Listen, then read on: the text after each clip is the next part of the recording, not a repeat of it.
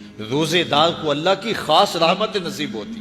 ایک حدیث میں آتا ہے کہ روزے دار کو دو خوشیاں نصیب ہوتی ہیں. ایک خوشی اسے تب ملتی ہے جب وہ روزہ کھولتا ہے، جب سارے دن کی بھوک اور پیاس کاٹنے کے بعد شام کے لمحے ہوتے ہیں اور پھر روزہ منزل تک پہنچتا ہے تو کس مسرت اور خوشی اور سرشاری کے عالم میں روزہ دار ہوتا ہے کہ شکر ہے کہ اتنی لمبی اور اتنی سخت گرمی کے ماحول کی شدت کے باوجود اللہ تعالیٰ نے مجھے روب منزل کیا.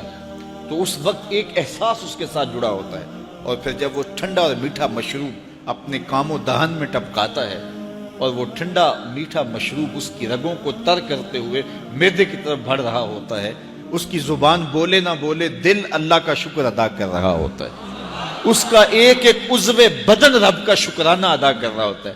وہ ٹھنڈا اور میٹھا مشروب رگوں کو تر کرتا ہوا آگے بڑھتا چلا جاتا ہے، لیکن شکرانے کا وہ پیکر بن جاتا ہے. وہ ایک مسرت، ایک خوشی کا عالم ہوتا ہے کہ روزہ بھی نپ گیا، سارے دن کی تکلیف بھی کٹ گئی اور اللہ نے مجھے افطار کے لمحوں تک پہنچایا. فرمایا روزے دار کو ایک خوشی تب ملتی ہے جب وہ روزہ کھولتا ہے، وَفَرْحَةٌ عِنْدَ لِقَاءِ رَبِّهِ، اور دوسری خوشی روزہ دار کو تب ملے گی جب روزے کے صلے میں اللہ اپنا دیدار عطا فرمائے.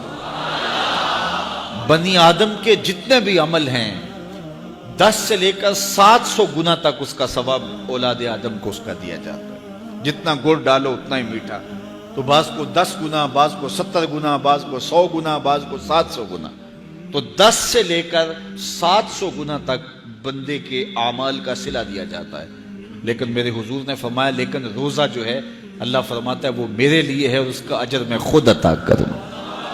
جب وہ خود عطا کرے گا تو کتنا عطا کرے گا؟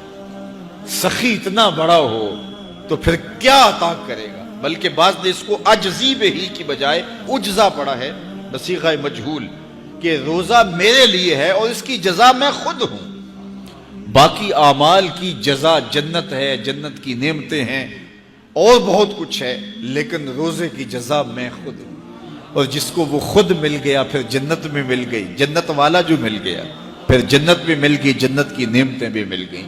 تو روزہ اللہ کی خوشنودی کا ذریعہ ہے، اس کی رضا کا ذریعہ ہے. تو خوش نصیب لوگ روزے کی برکتیں حاصل کرتے ہیں. اور ایک روایت میں آتا ہے جب رمضان المبارک کا آغاز ہوتا ہے اللہ اہل ایمان کو، اپنے بندوں کو محبت کی نظر سے دیکھتا ہے، اور اللہ جس کو محبت کی نظر سے دیکھ لے پھر اسے کبھی عذاب نہیں دے گا. اللہ اکبر. تو یہ روزہ دار کے لیے اللہ کی کرم نوازیاں ہیں، اللہ کی رحمتوں کے اجالے ہیں جو اس کے اوپر برستے ہیں. تو میں اور آپ اس ماہ انور کو، اس ماہ نور کو اس طرح سے گزاریں کہ ہمارے اندر کے پاپ دھل جائیں، ہماری غلاظتیں گناہوں کی مٹ جائیں، ہمارا سینہ صاف ہو جائے، ہم اہل ایمان کے لیے کشادہ دل ہو جائیں. ہمیں جو ہے وہ جھوٹ سے، تکبر سے، بخل سے، ریا سے اور دیگر امور بد سے اجتناب کرنے کی عادت پڑ جائے. روزہ جو سکھانا چاہتا ہے ہم وہ اس سے سیکھ لیں، اور روزے کی برکات ضبط نفس کی صورت میں ہمیں نصیب ہو جائیں.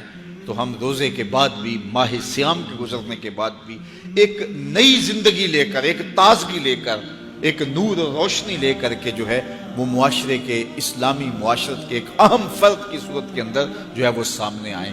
تو اللہ اس ماہ صیام کی برکتیں ہمیں نصیب فرمائے.